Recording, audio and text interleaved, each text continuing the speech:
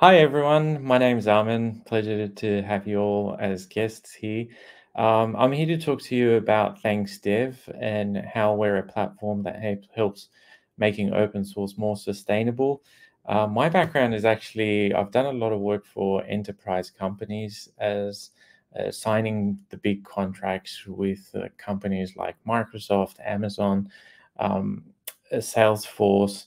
And I got introduced to the MIT license by my brother, who's a software developer, and he's also working on the Thanks Dev platform.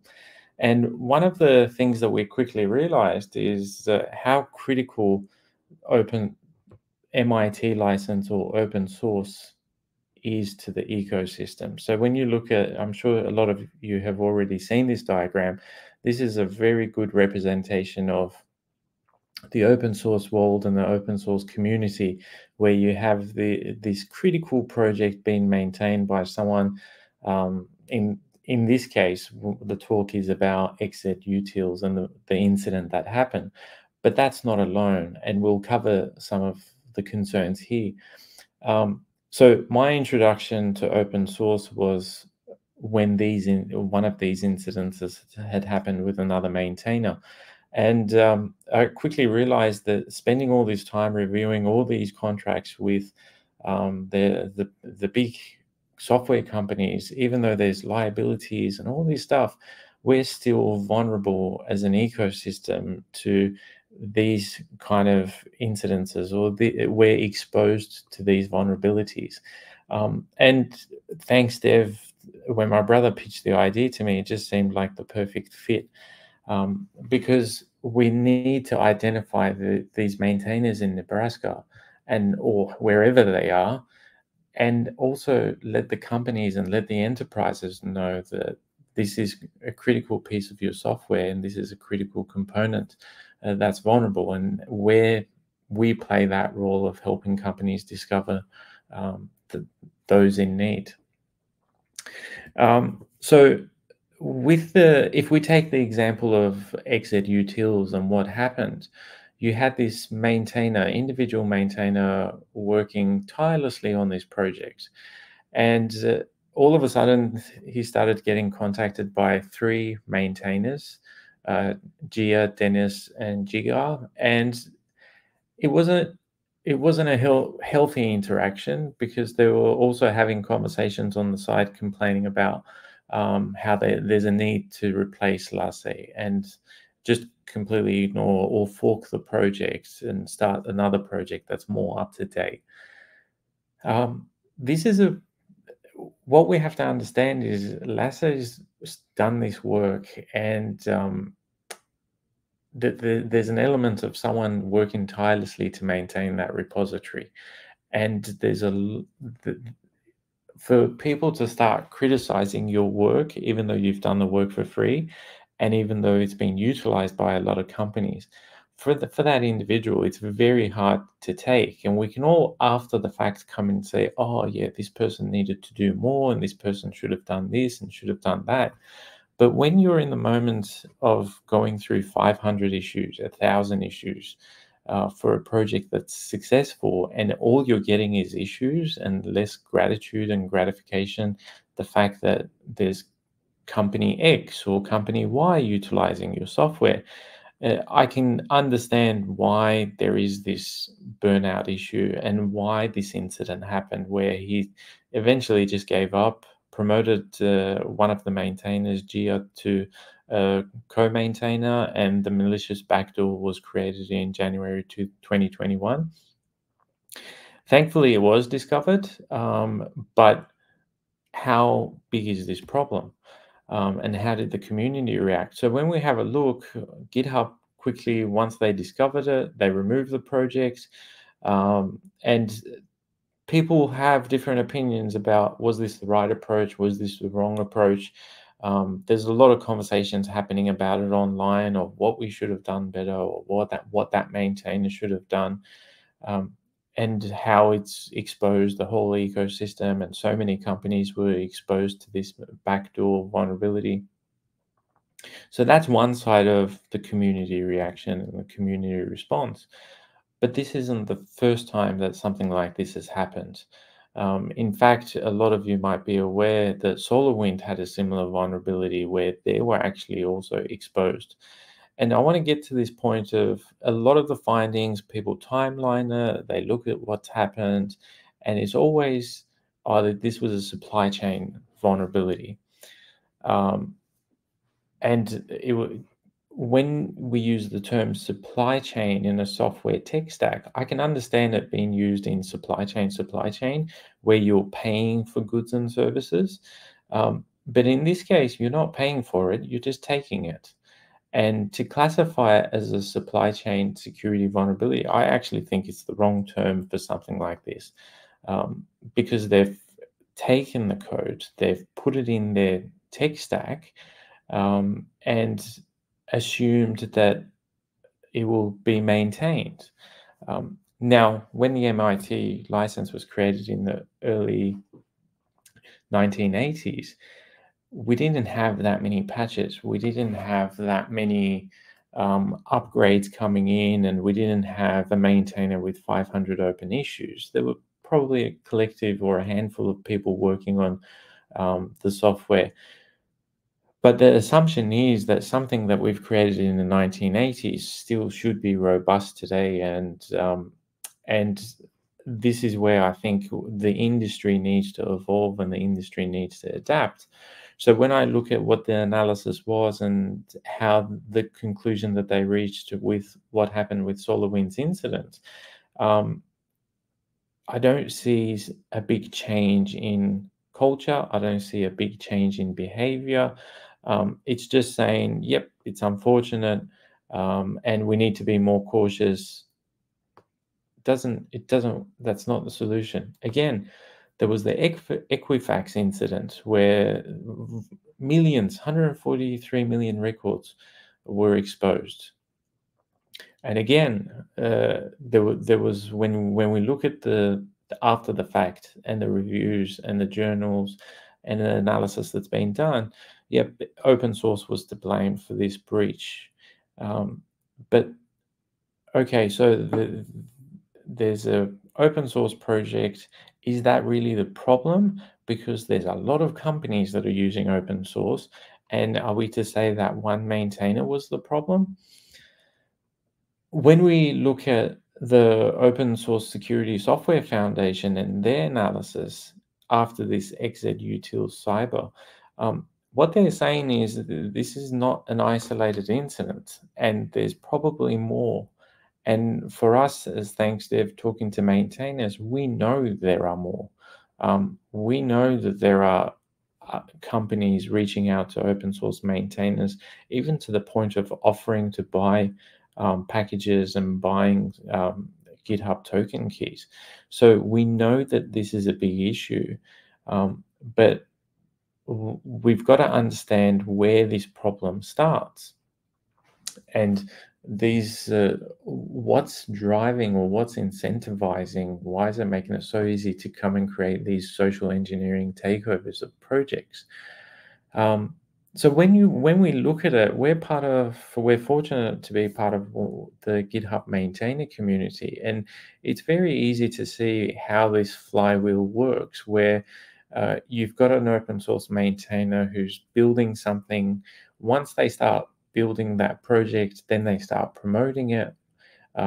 Getting feedback from their peers helps create a contributor ecosystem, and then it drives usage, it improves the platform, and the flywheel just starts to spin. Now, what tends to happen is you start getting commercial users to come into this ecosystem, and the commercial users, all of a sudden, you have a company with 3,000 software engineers or 500 software engineers, and all of a sudden, they're also raising PRs and issues with this project. The maintainer, initially, they're really, really excited that, yes, my baby's come alive. I'm getting a lot of engagement. I'm getting a lot of usage. But the platforms that we have today, there's no easy way to pay that maintainer. So if you're a Microsoft with more than 5,000 open source projects in your repository, are you going to go and hit GitHub sponsors 5,000 times? are you going to go to Open Collective, find all their Open Collective details, and individually set up a payment plan for them, and then try and manage the invoice with procurement? And are you going to put your credit card, or is there an invoice? Is there a billing system? It's just not made for that kind of enterprise requirement. You might be able to sponsor one project. I think last time I checked, GitHub was sponsoring 7 projects in their dependency tree. But the platform works really, really well because you've got maintainers that are interacting with the community and they're getting this feedback. So in this case, you've got a maintainer saying, I've got more than 500 open issues and my project isn't funded. How do I keep up? So we've got to understand that there's people that their work is being utilized, the value is being extracted. They're getting feedback, but they're not able to keep up with the feedback. The company is getting the value that they expected from this software. They would like some more features. They would like some things to be fixed, but there's a component where you can extract the value, but you can't bring or recognize or actualize the value back into the ecosystem. So today, typically with closed software, you're buying that software if it's a SaaS platform, and there's an expectation that updates are included. When you buy that iPhone, you also pay for 2 or 3 years of updates. That's the expectation. But if you took an open source maintainer's code, do you have a right to expect updates, or you shouldn't expect updates because the software is free as is? And if you look at the MIT agreement and some of the other open source agreements, the software is free as is. There's no warranties. So the maintainer technically isn't obligated to work on those 500 open issues or PRs, but they do it because they want to. It's something that they created and they take pride in their work. I'm yet to see a maintainer that doesn't take pride in their work. It's something that they really, really cherish. So we have to understand that there's a human element here. Now, how big is the problem? Well, if you look at the maintainer community in GitHub, it's very easy to see. Well, first of all, maintainers, what they care about is how do you measure usage and how do you get your app discovered? The moment the app is discovered, the conversation shifts to financial sustainability and worries about the vulnerability and learning. If you look at one of the top threads, it's burnout. A lot of people are talking about burnout.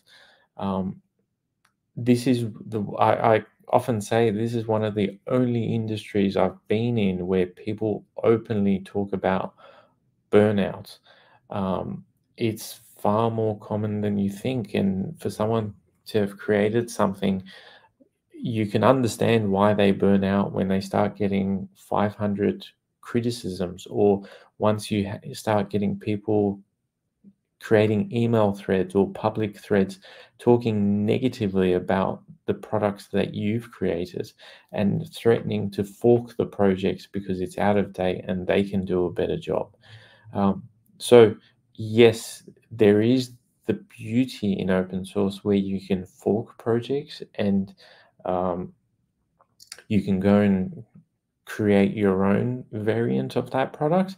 But at the same time, you can understand that someone who's created and who's taken pride would also like to be a part of that creation process. They don't like to be put aside or bypassed.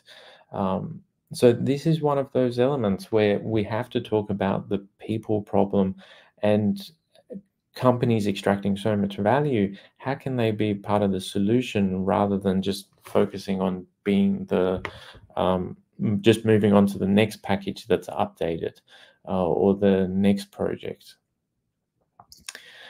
So I guess this is where, thanks Dev, we like to look at the flywheel different, the open source flywheel different. And what we think is, yes, there's a lot of commercial users extracting the value, But how can we work with companies and help companies get that return on investment and actually actualize it?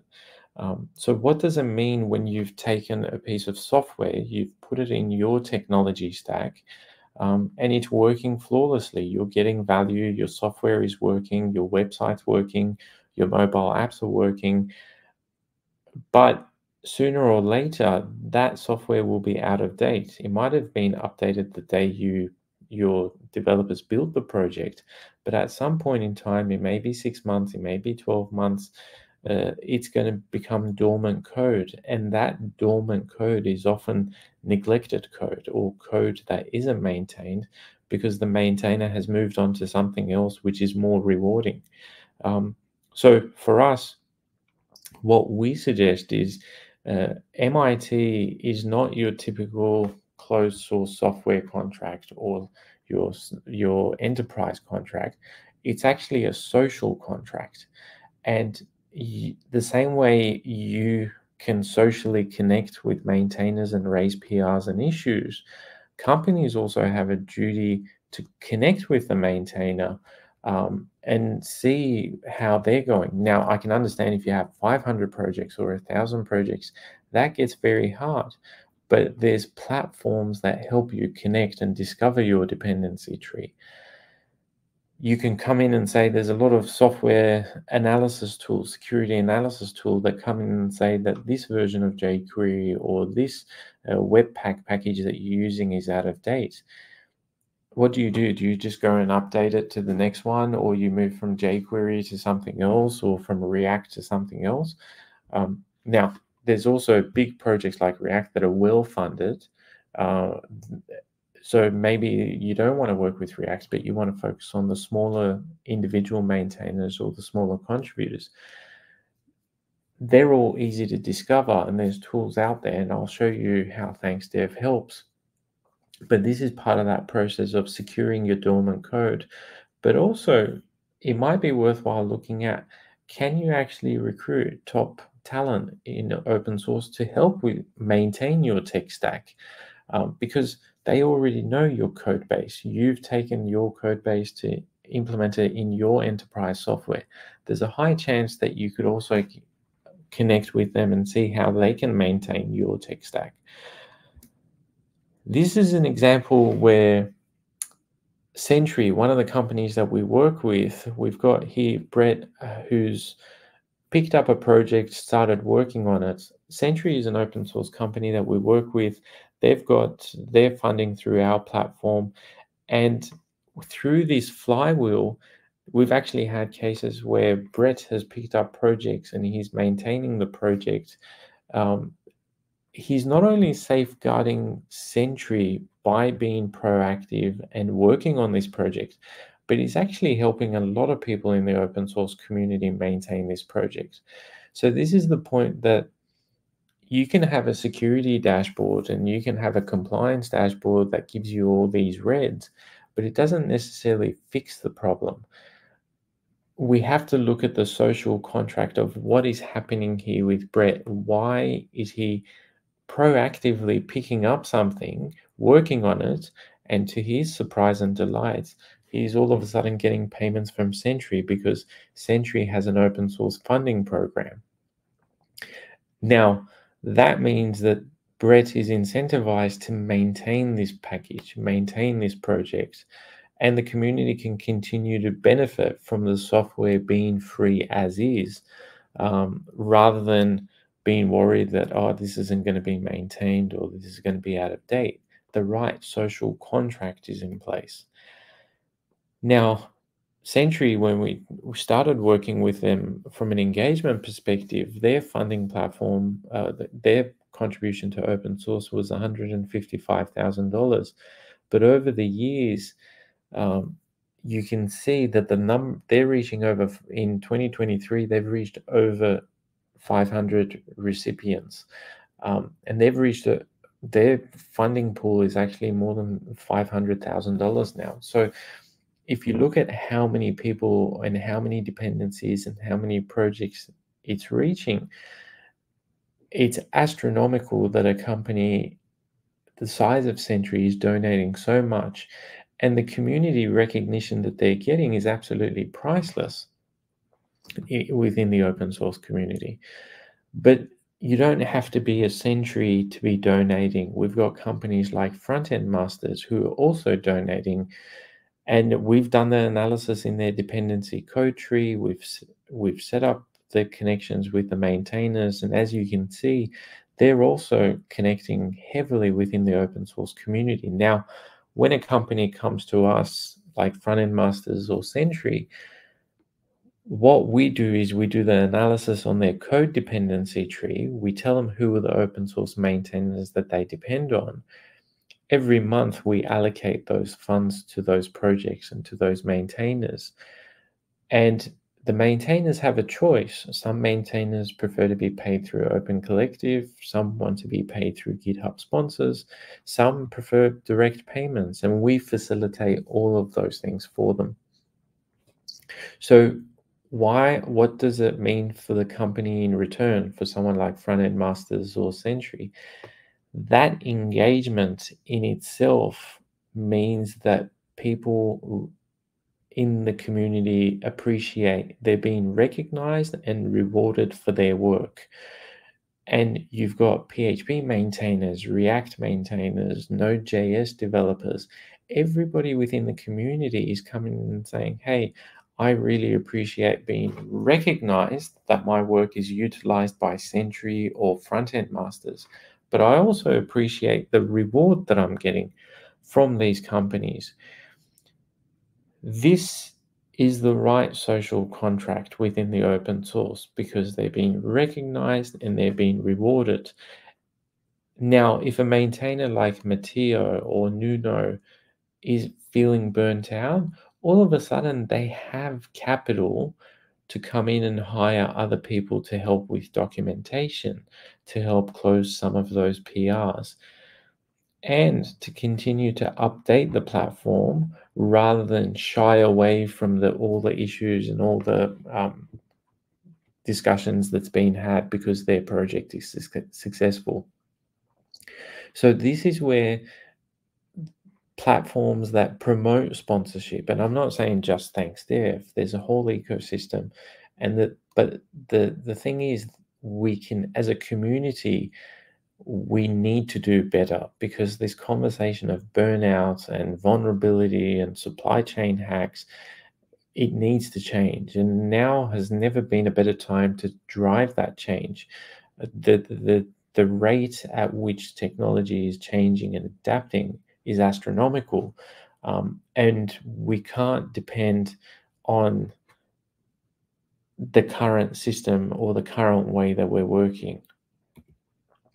So here's an example showcase, and I just want to demonstrate how critical or how easy it is for a company, say for example MasterCard. When you look at their GitHub, they have 106 repositories.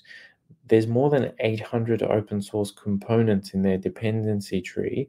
More than 60,000 contributors have contributed to MasterCard's dependency tree. If we pick a few examples, Matthias, he's one of the maintainers that's worked on MasterCard's dependency tree. We know for a fact that Matthias is an active maintainer, but we have one of his repositories where there's been only 3 commits, and the last commit was in 2018. It's not the fact that Matthias isn't Matthias is an active maintainer. If you look at his GitHub profile, it's all green. So he's working on open source.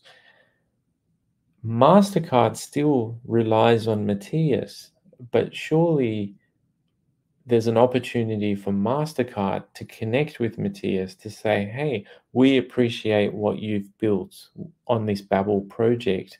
It would be amazing if you could just have a look at it and see if there's any updates required since you last worked on it in 2018. Benjamin Lupton, he works on Bevry. Again, he's in MasterCard's dependency tree. A project has been dormant since 2021. Again, Benjamin is an amazing software developer. We know that he's an active software developer. isn't it time that we could get someone like MasterCard or anybody else to reach out to Benjamin and say, hey, we appreciate your work. Do you mind having a look at this binary extension in Bevery to see if it needs updated, or is there anything we can do to help? Now, to add to the complexity of the issue, we've got governments looking at the problem, and there's regulations and legislations coming into place about having SBOMs in place and looking at vulnerabilities. But again, the conversation is different, because assume that you have an SBOM analysis that gives you your dependency tree, and you've discovered that there's a vulnerability with package X or Y. What's the solution? Are you going to raise a PR or an issue with that maintainer to say, hey, we noticed there's a vulnerability? That just goes into the queue of those 500 PR requests that's already causing burnouts. I think this is a step in the right direction with legislations and conversations coming into place, but it's not the solution. The solution is recognition and reward prior to the incidences happening. And this is where I think the legislations help drive the conversation, but as a community, we need companies to be more proactive, not just installing SBOM analysis tools or security scanning tools that automatically raise PRs with maintainers for projects. Um, the other thing is, so you've installed the security tool, it's telling you it's red, it's telling you you have this vulnerability. How long will you keep that red? Is the expectation from the enterprise and from the company that somebody else will fork the project and somebody else will work on it? Or is there a corporate social responsibility for companies to do more? Um, in the enterprise ecosystem, there's a lot of companies that talk about corporate social responsibility. And if you're a company or a software company that you're taking benefit from this technology stack, I would argue the point that it is your corporate social responsibility to give back to an open source ecosystem the same way you give money to hospitals and to foundations. This is no different. There's individual people that are creating value, and you could argue the point they're doing research and development for your company if you've taken their code. So the final thought that I want to leave you with following that conversation is managing directors or CEOs and company directors, they have a fiduciary duty to loyalty and care um, to the stockholders of that entity. When we consider the fact that there's a requirement for loyalty and care, what does it mean when you have companies like Equifax where they've had their security vulnerability? What does that care look like? Knowing that the Open Security Software Foundation is saying that these kind of attacks in the open source community are not isolated. So we know that these attacks will happen. It's only a matter of time before they do happen.